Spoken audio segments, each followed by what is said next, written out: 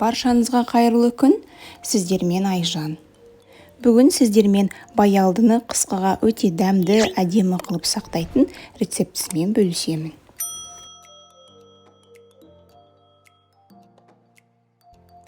Бізге укроп, петрушка, кинза, баялды, қызанақ, сарымсақ қажет болады.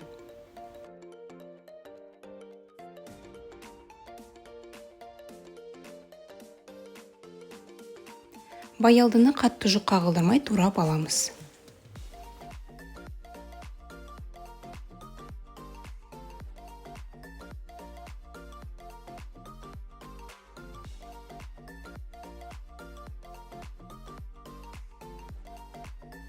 Баялдыны барлығын бір ыдысқа салып, үстінен бір ас қасық тұз қосып, араластырып, біраз уақытқа қойып қоямыз.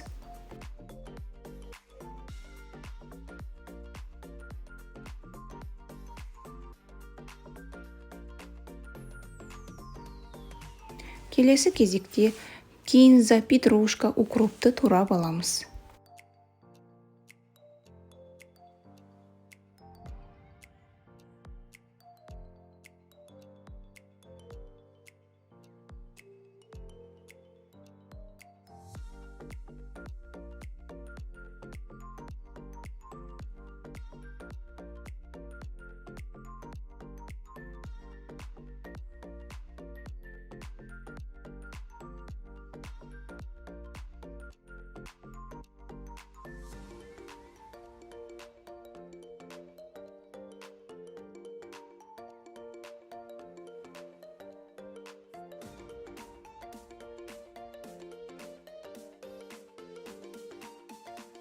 Сарымсақтың барлығын ас көктің үстіне үгітіп аламыз.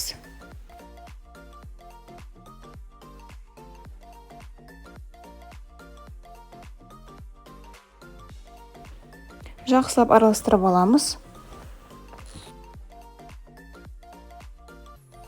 Енді қызанақты керек емес жерін турап алып тастаймыз.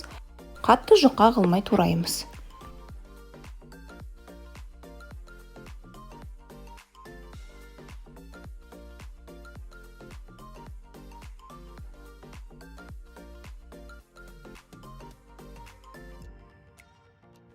Баялдыны суық суға жуып аламыз.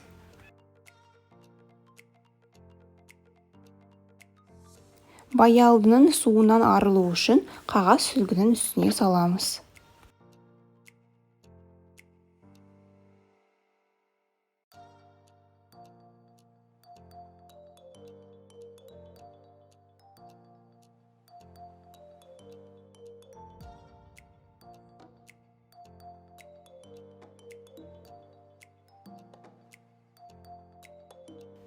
Баялдыны ыдысымызға салып аламыз.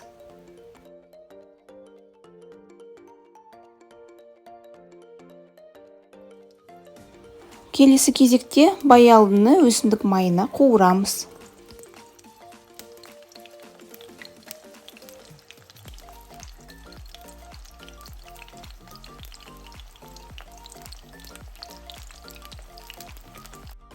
Екінші жағында қуырып аламыз.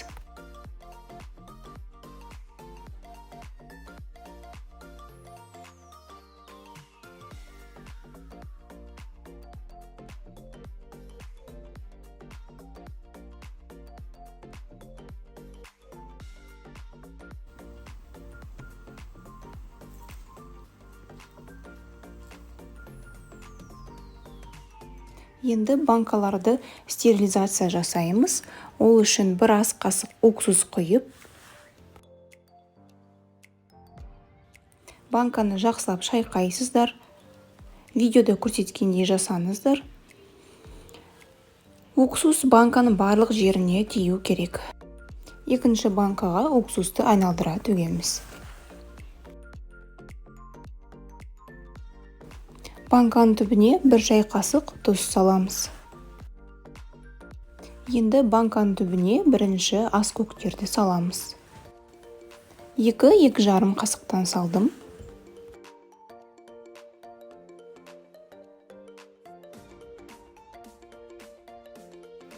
Енді баялдыны саламыз. Егер банкаға қолдарыңыз сыймайтын болса, шанышқымен салуға болады.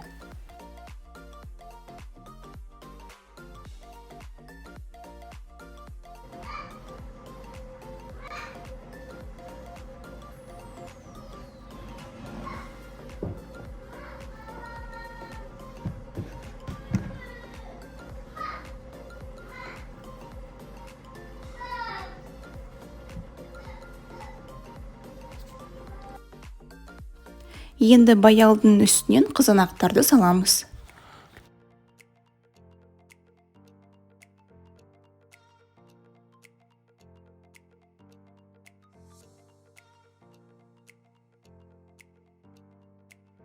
Қызанақтың үстінен аскөкті саламыз.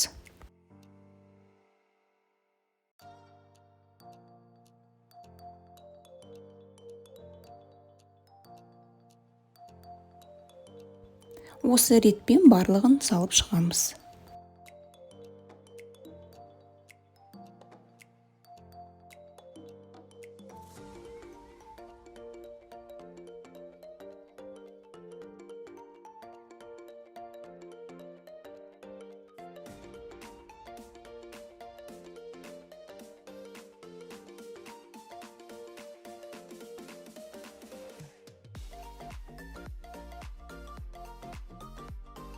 Ең ақырға қалдырып баялдыны саламыз.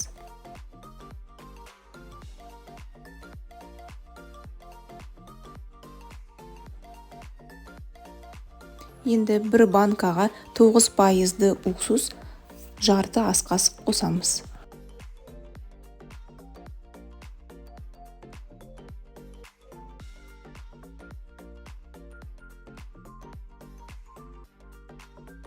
Қақпақтарды ыстық суға салып алдым.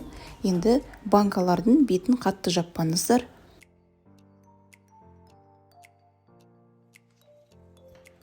Ыдысымызға ыстық су құйып, орамал саламыз міндетті түрде. Оның үстінен банкаларымызды қоямыз.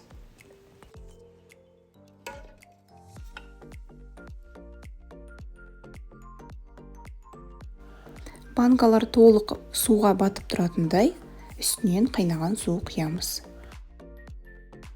20 минут қайнатып аламыз.